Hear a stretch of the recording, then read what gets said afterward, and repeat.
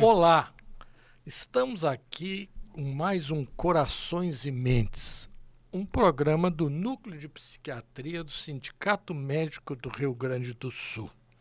E amanhã, dia 4 de fevereiro, é o Dia Mundial de Combate ao Câncer, uma data que nos convida a falar sobre o diagnóstico, o tratamento, a prevenção e os avanços, os grandes avanços que tivemos na medicina no tratamento dessa patologia, mas também sobre o impacto emocional, o medo, a angústia e os reflexos na saúde mental, saúde emocional dos pacientes que enfrentam essa patologia.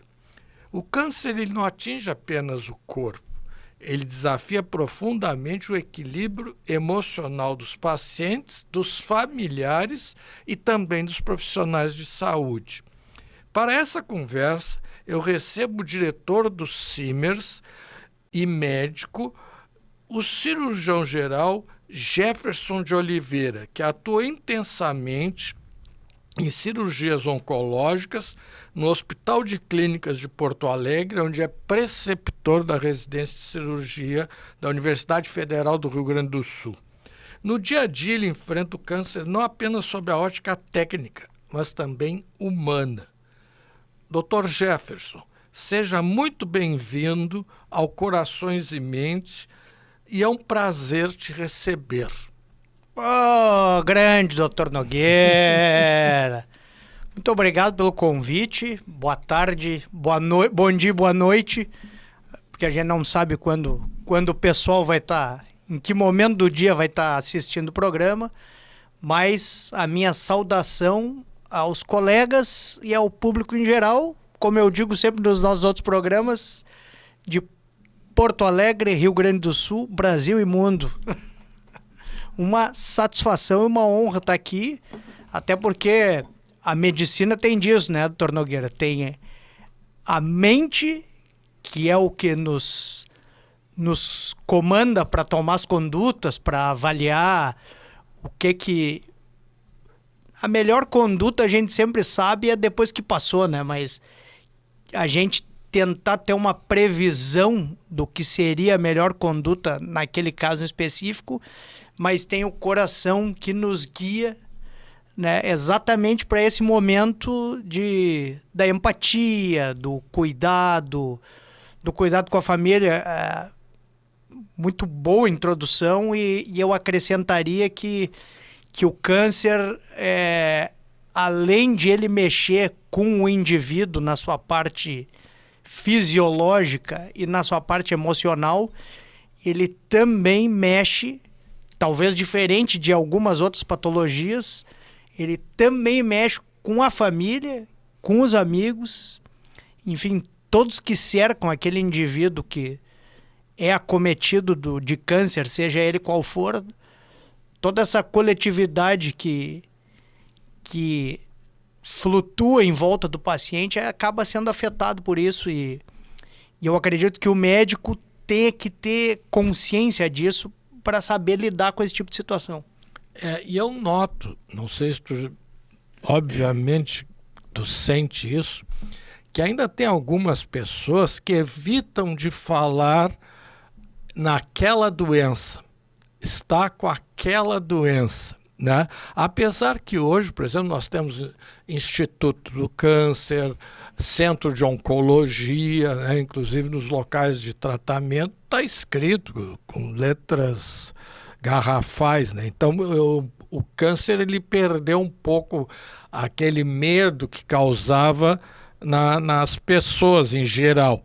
Agora, o grande problema que eu vejo no câncer não é só a patologia em si, é que muitas vezes o próprio tratamento ele causa um choque, uma queda física e consequentemente emocional, né?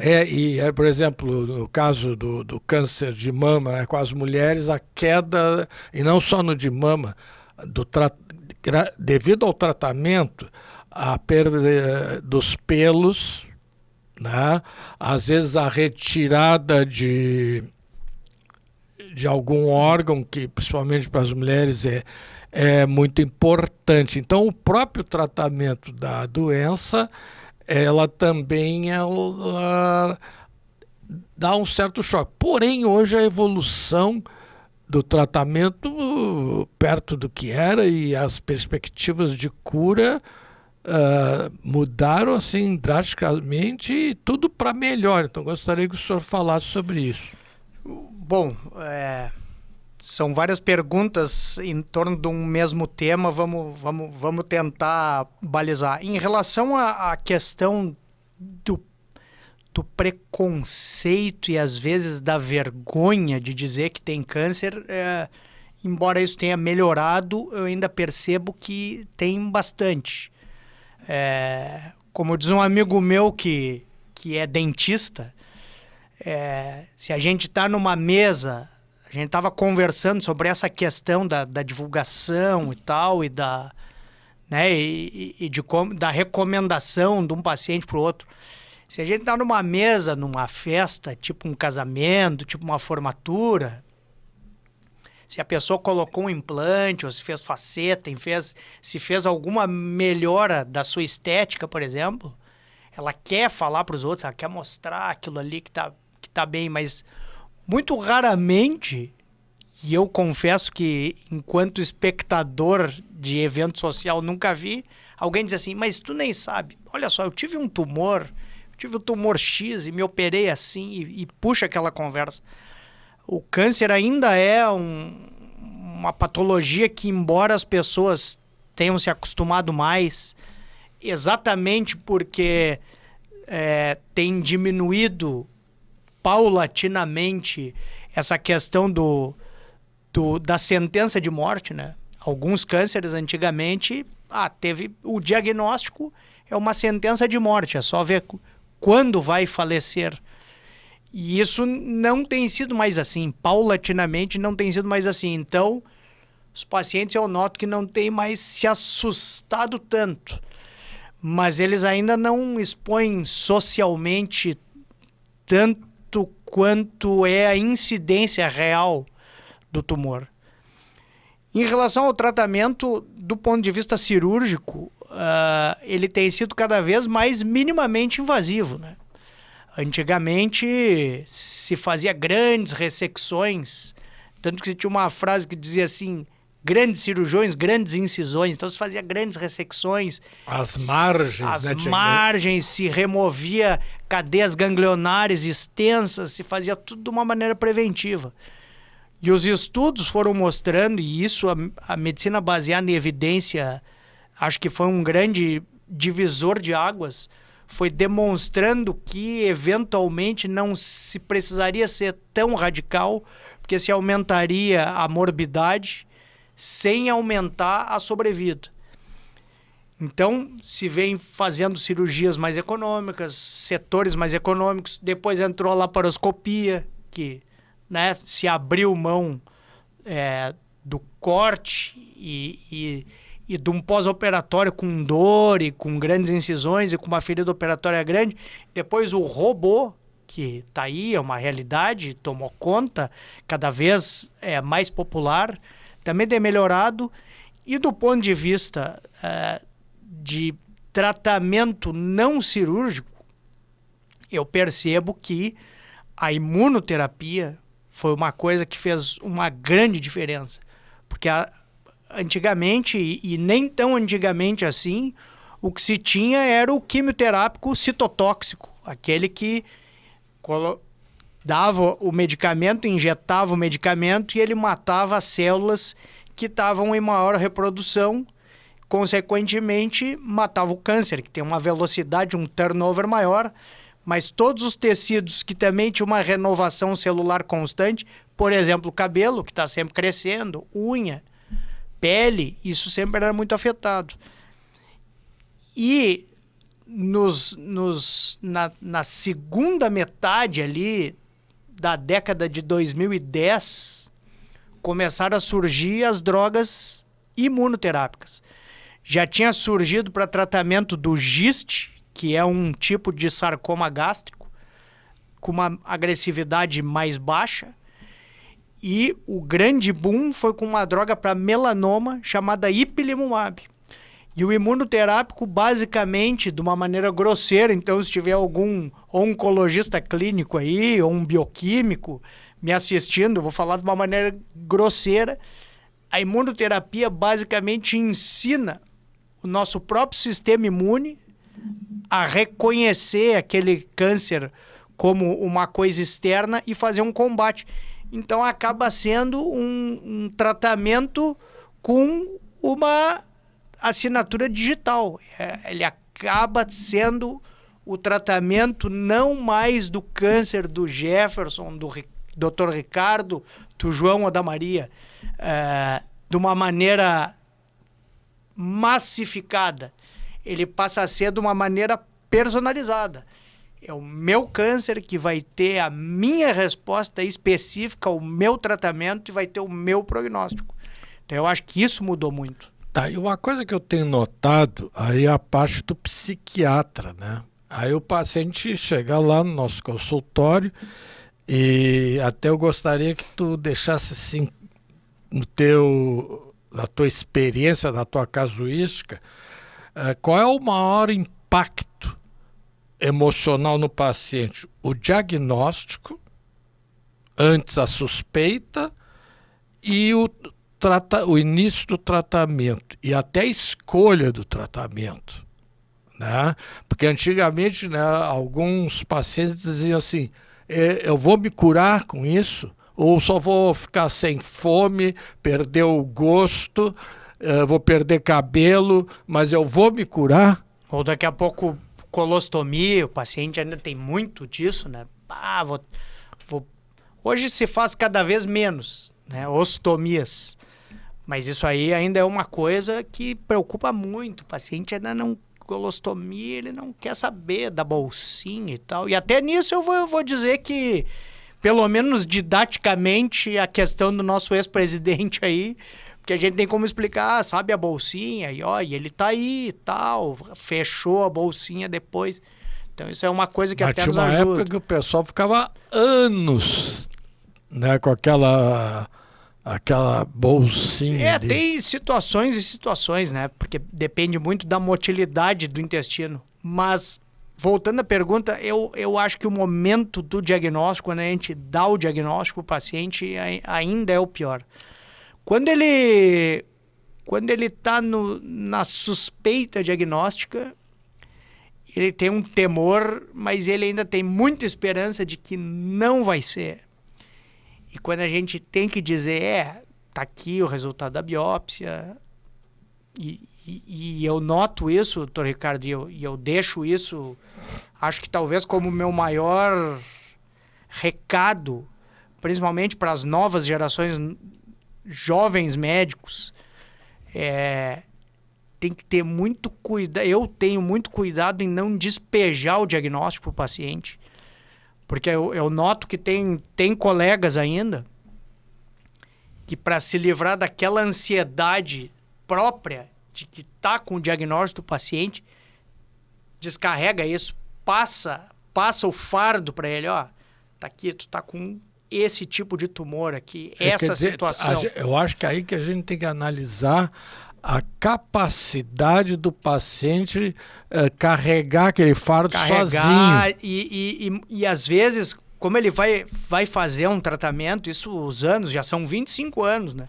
Os anos foram me ensinando, como ele vai fazer o tratamento, a gente tem bastante tempo para explicar e reexplicar. Então eu sempre tenho um cuidado de ir respondendo ao paciente e largando para o paciente aquilo que ele consegue ouvir. Não aquilo que ele quer ouvir, mas aquilo que ele consegue ouvir. Aquilo que ele vai suportar. O que ele vai suportar Porque ouvir. tem pacientes assim que eu tive, pacientes assim que o simples diagnóstico, eles ficaram arrasados. E outros ao contrário. Bem, já que eu estou com essa doença, vamos enfrentar. Doutor, o que eu tenho que fazer? tem que operar, tem que fazer a quimioterapia, a rádio antigamente, hoje rádio... Mas né, faz bastante rádio ainda. Faz ainda bastante. Tem vários tumores que ainda são radioresponsivos e que funciona então, muito bem. Tem aquele paciente assim que ele segue a risca e acredita no médico. Mas né? A pior coisa é o paciente que faz uma negação profunda da questão e não quer saber.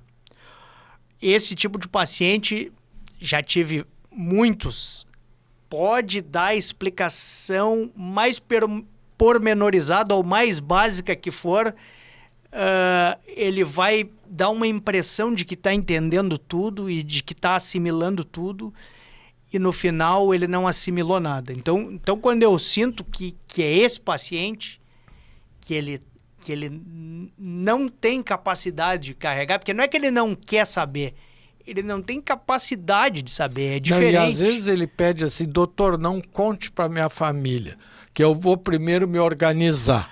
E às vezes até a gente diz, olha, acho que é bom tu começar a te organizar, as tuas coisas, para deixar a tua família assegurada e tal. Só que vamos falar de pessoas públicas que já não estão mais entre nós. Um caso famoso que todo mundo conhece, Steve Jobs. O Steve Jobs teve um câncer e ele é que não é o Steve Jobs. Muitas pessoas procuram uma saída mágica, né? E as famílias também. E o Steve Jobs foi para o Nepal, né? Foi fazer um tratamento... não é experimentar, um tratamento alternativo.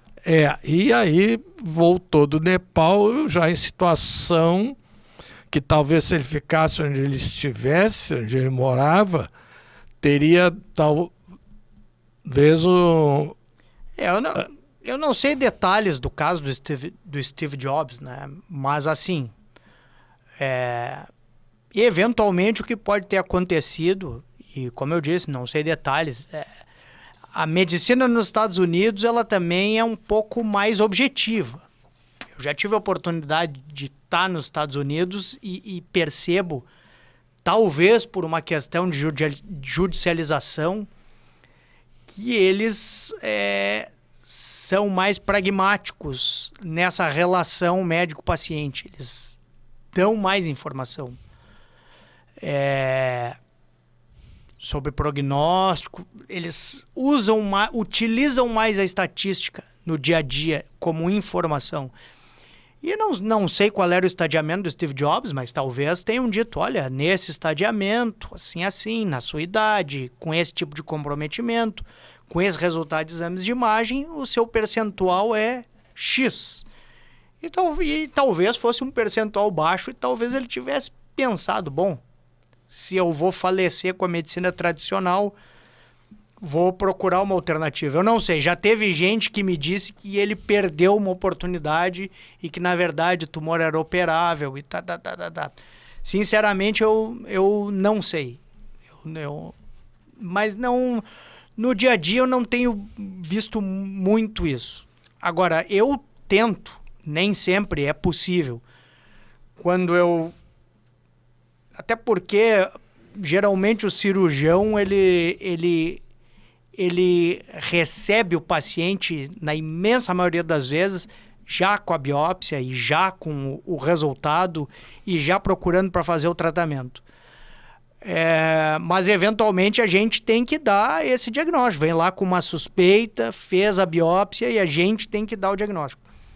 Quando eu recebo um diagnóstico de câncer, e principalmente quando é uma situação complexa, eu sempre peço para o paciente para ele trazer um familiar junto. Exatamente por causa dessas questões que a gente já conversou. Muitas vezes ele faz uma negação ou ele fica atordoado pensando em tudo que aquilo ali vai representar e muitas vezes ele não consegue assimilar o básico, né? Olha, o tratamento é cirúrgico, não é cirúrgico, cirurgia vai ser tal dia, tem que fazer tais exames, tais papéis. E eu já tive paciente que teve crise conversiva no consultório. Sim. E outro... E que daí o familiar ajudou, inclusive, a acudir o paciente. Então, ou o paciente que né, se emociona, então, aquele familiar, nem sempre familiar, mas aquela pessoa que está junto, aquele companheiro ou companheira de verdade, eu sempre peço para vir junto na consulta. Às vezes o paciente não tem ou o paciente prefere não trazer e vir sozinho. E a gente respeita isso. Mas eu sempre tento entrar sempre nesse perfil psicossocial do paciente. Essa questão do respeita sempre, mas como é que tu vai esconder da família uma patologia tão grave que possa ter um desfecho, às vezes, pelo prognóstico tão rápido? Olha, doutor Nogueira, eu vou lhe dizer, na minha experiência, o que acontece? A família desconfia junto. Então, o que eu percebo que acontece? Ou o paciente é aquela situação que o senhor disse, ele está muito seguro, muito centrado, ele está conseguindo absorver, ele já vem apresentando algum sinal, sintoma, ele já imagina que dentro da faixa etária dele, ou às vezes já é uma patologia recorrente na família, ele já viu o pai, já viu a mãe, já viu o tio, já viu a tia ter aquela patologia. Então, às vezes ele está muito seguro, muito tranquilo, ele vem, recebe o diagnóstico, já tem uma maturidade do que vai acontecer, imagina como vai ser o tratamento, pede um tempo para se organizar. Em geral, nesses casos, a família até fica num papel secundário. Quando é o contrário disso, a família, quando o paciente chega em casa ou chega no trabalho, enfim, quando ele tem contato com os pares dele, a família sempre quer saber. E, em geral, quando ele tem essa situação de que ele não teve possibilidade de absorver o impacto daquilo, ele não consegue passar as informações para a família, que, em geral, pergunta, e o familiar acaba ligando. Olha, doutor, se o senhor pudesse falar comigo, eu sei que o fulano teve aí, ou a fulano teve aí, parará, ele me disse o que é, mas ele não soube dar maiores informações, eu quero saber, vai ter que operar, não vai ter que operar. Em geral, eu peço para vir e, se possível, trazer o paciente. Eu vou te contar uma história pessoal, que agora está me resgatando aqui. Eu tive um colega nosso, e além de colega, um grande amigo, e uma pessoa muito querida no nosso meio, um grande pesquisador, uma grande pessoa. Ele teve um câncer e ele morreu muito rapidamente em comparação com a esposa dele. A esposa dele teve câncer durante uns 10 anos e ele deu um apoio para ela, assim, ele levou ela para os Estados Unidos, ele fez tudo que tu imaginar ele fez, e durante 10 anos, claro que era um outro tipo de câncer e tal, ela se manteve. E aí, quando ele vai ao óbito, logo, assim, para te ver como o apoio, né, ali eram os dois, né, o casal, né, porque os filhos já estavam tudo viajando pelo mundo afora e tinham suas vidas, né? Aí, quando ele vai ao óbito, quer dizer, então, é interessante como a força do apoio emocional, né? Fortíssimo. E assim, indo nessa linha e retrocedendo um pouquinho, eu percebo que tem uma terceira situação, que é aquele paciente que tenta demonstrar para a família que ele está seguro, ele não está, ele começa a ter um comportamento errático na sua própria conduta, então ele não pega o resultado do exame que ele tinha que pegar, ele tem que fazer lá o pré-operatório, ele não faz, ele demora e tal. Em geral, o que eu tento fazer? Eu tento identificar dentro do núcleo familiar dele quem é o esteio, porque às vezes a gente se engana, às vezes a gente acha que, não, o esteio é a esposa, o esteio é o pai. Não, às vezes o esteio ali, às vezes dentro do núcleo familiar, aquela figura central que é quem organiza, às vezes é a filha mais nova, que é a filha que mora com o casal, que está ali, às vezes, entrando na faculdade ou pré-faculdade, e aquela pessoa ali que às vezes é a menos experiente, às vezes é aquela ali que organiza o núcleo e é com aquela ali que devagar, de novo, estou dizendo com muito respeito, tentando não invadir a privacidade, tentando não quebrar as relações, a gente vai indo devagar, comunicando com aquela pessoa e tentando abrir esse canal. Em geral, quando a gente identifica esse esteio da família aí, esse núcleo central que organiza, em geral, ali essa comunicação se dá da maneira adequada, as pessoas entram, entre aspas, nos seus papéis e o tratamento se inicia e, em geral, vai bem. Hoje em dia, as estatísticas para sobrevida de câncer melhoraram muitíssimo em relação à década de 50, 60, 70, 80. Era uma declaração de morte imediata. Mas dentro disso, muitas vezes o tratamento, agora nem tanto, porque evoluiu muito, deixava sequelas, né? Hoje as pessoas se recuperam e ficam muito bem, né?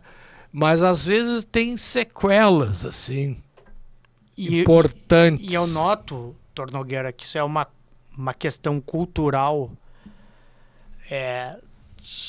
da sociedade. Hoje em dia a gente tem um conceito geral de que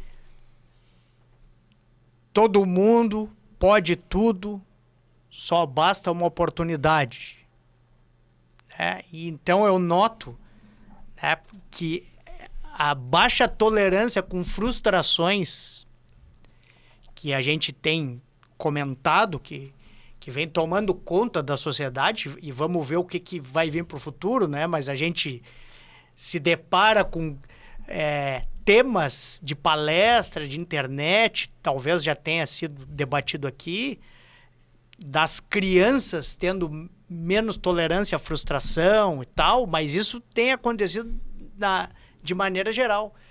E até nisso, na questão da sequela e do fato de ser mortal, até isso vem entrando na conversa. As pessoas estão cada vez sendo menos tolerantes às sequelas mínimas de doenças agressivas. Então, eu, pessoalmente, isso sou eu, já tive inúmeras conversas a esse respeito, poucas vezes com o paciente, mas eu acho que a gente, enquanto ser humano, a gente deveria se dar conta, isso é opinião minha, pode ter discordância, de que existe um ciclo vital comum a todo ser vivo, que é nascer, crescer, reproduzir, morrer, e começar a entender que a morte, ela não é a ausência da vida, ela faz parte do ciclo vital.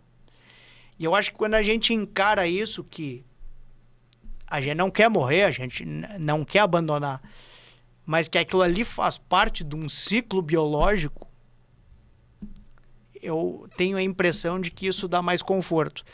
E dentro disso, eu queria dar um outro depoimento para as pessoas, principalmente as que não estão ligadas à área da saúde e que, porventura, estão nos assistindo.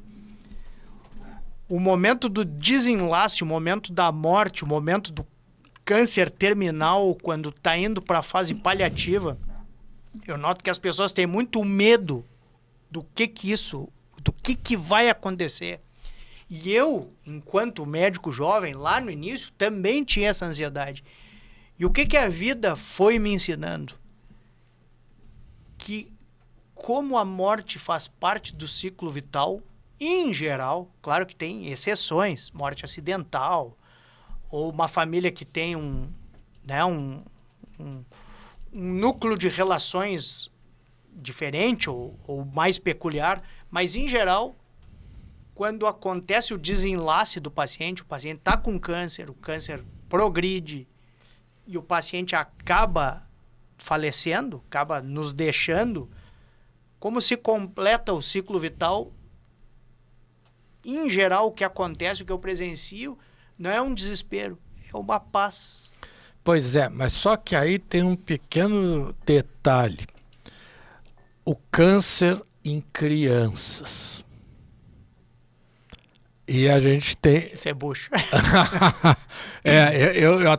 Eu queria evitar esse fato, mas é inevitável. Mas eu acho também que é o seguinte, que nós temos para acalmar as pessoas, porque o programa ele vai tomando um rumo, né?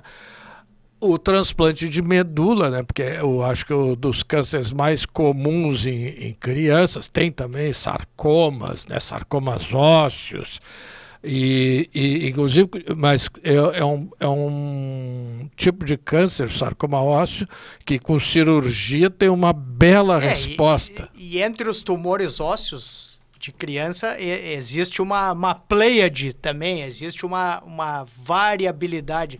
Existe uma palheta de tumores ali.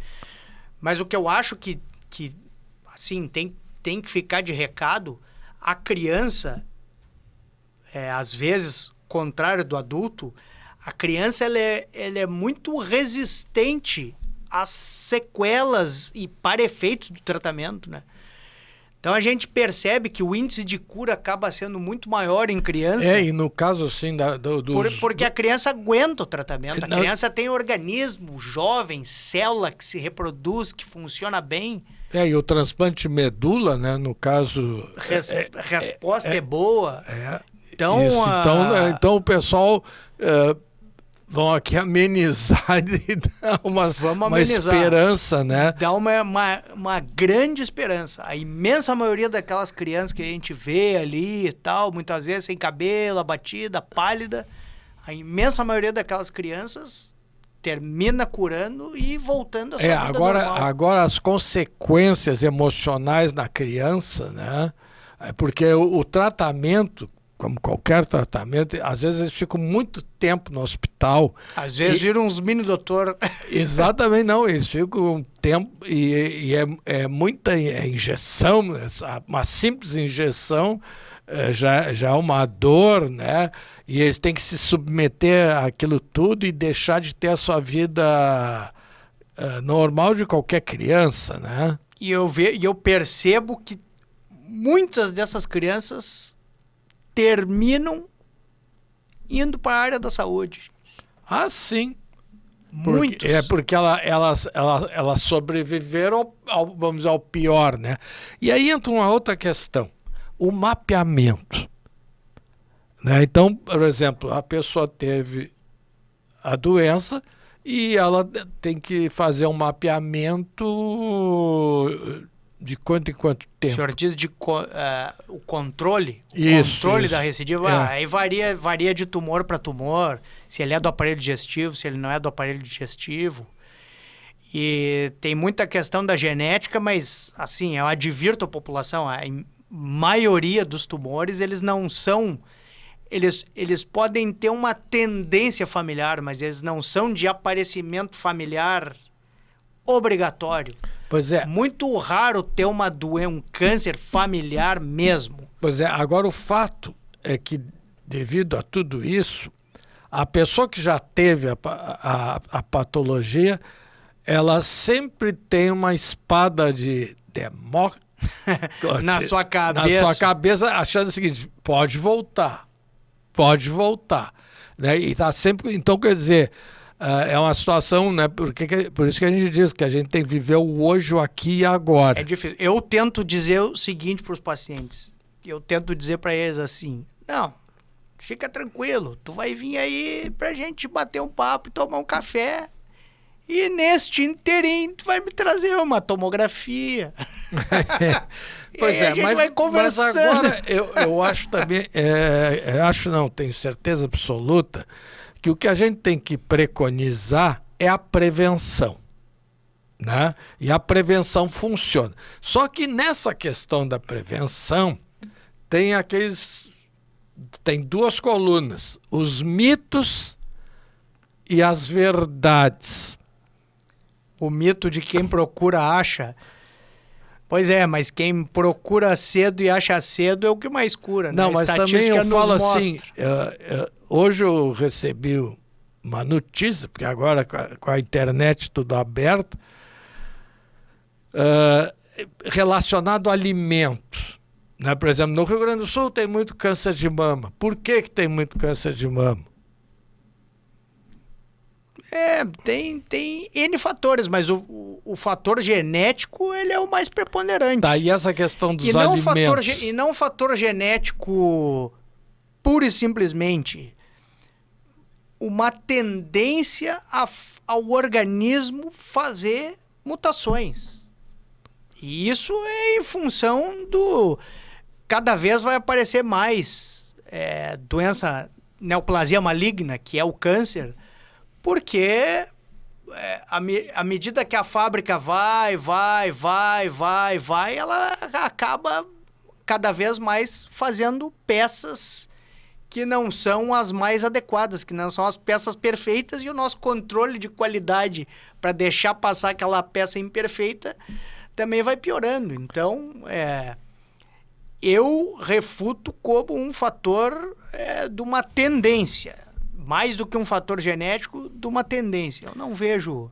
Então, tanto que, por exemplo, tinha aqueles estudos tentando relacionar o câncer de esôfago ao chimarrão e ao fato da água quente, tudo aquilo ali caiu por terra. Pois agora inventaram o negócio do leite. Qual é a fonte bibliográfica? Quais estudos? Cada vez aparece uma coisa nova. No Japão tem muito câncer de quê? Que eles comem... No Japão tem muito câncer de estômago. Isso. Mas aí tudo bem, mas aí a quantidade de sal que está na conservação e naquela culinária também é muito grande. Eles chegaram à conclusão de que a transformação daquela mina geraria um fator oncogênico. Aí sim. Mas que eu saiba, não tem nada dentro da alimentação específica do gaúcho, muito embora já tenha se feito esse paralelo do nosso churrasco. Isso. Mas que eu saiba, estudo definitivo comprovado, não agora nada. Tem uma história do leite aí e dos derivados do leite. Eu não sei qual é a comprovação. Tem uma história. Antigamente o cara podia comer 2 ovos por semana, depois passou a ser um ovo, agora eles já recomendam 30. Então... Essa história do ovo é fantástica mesmo. Agora, a situação é o seguinte, a gente evoluiu muito no tratamento. Eu vou te contar 2 histórias pessoais minhas da minha clínica.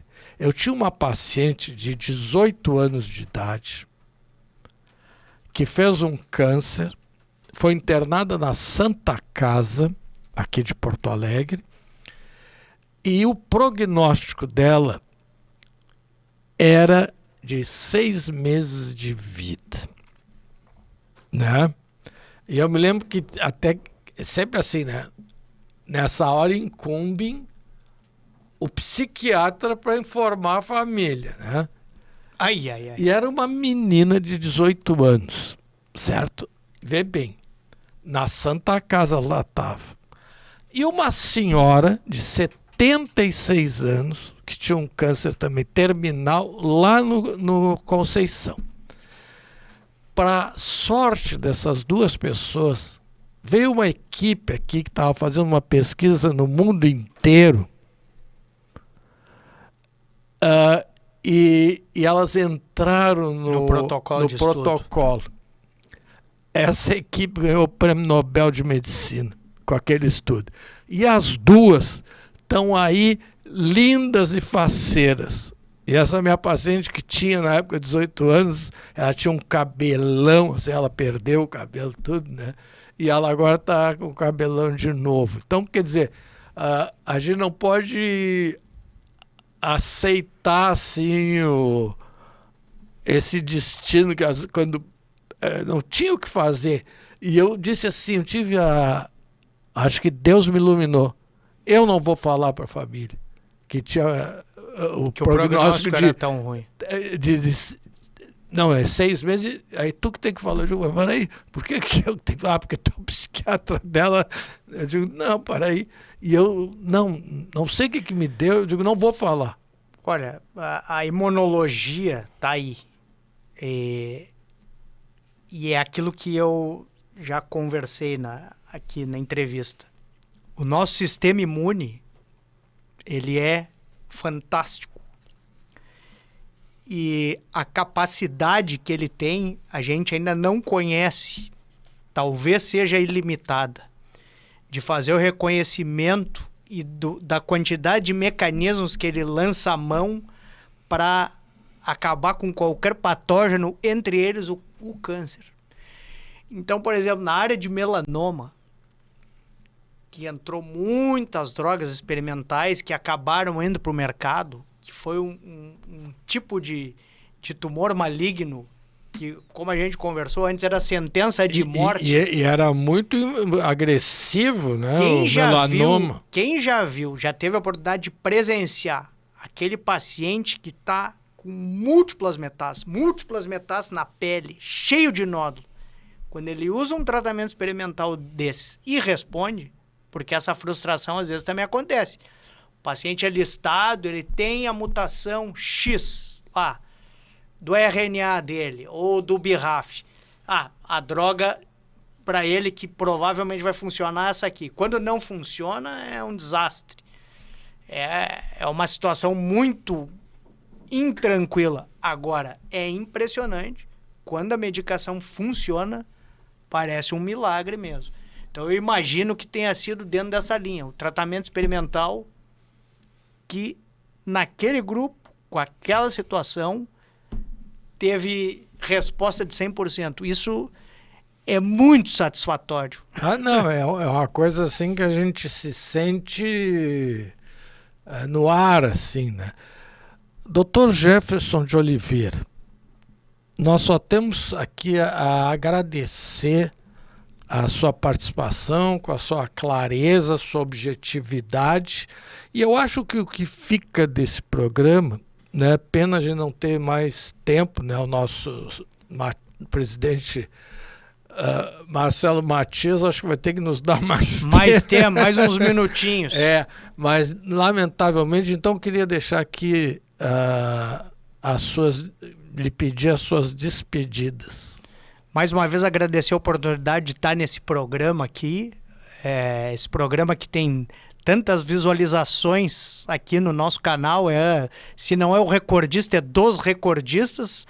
E então, falar da minha satisfação de estar aqui, agradecer o convite, agradecer ao senhor, agradecer principalmente a quem está nos dando o prazer de adentrar um pouquinho na vida delas e partilhar uns minutos, né, dessa experiência e dizer que temos que investir na prevenção, na nossa parte técnica, temos que investir em tecnologia, mas temos que investir no nosso capital emocional. Uma pessoa que está, como diz o nome do programa, com o coração e a mente tranquilo, certamente ele vai conseguir enfrentar muito melhor as vicissitudes da vida por qual todos nós passamos. Meus amigos, ouvintes, telespectadores do Corações e Mentes, o que me vem à mente agora nesse momento é uma única coisa: não podemos se entregar para os homens. Mas de jeito nenhum e qualquer maneira.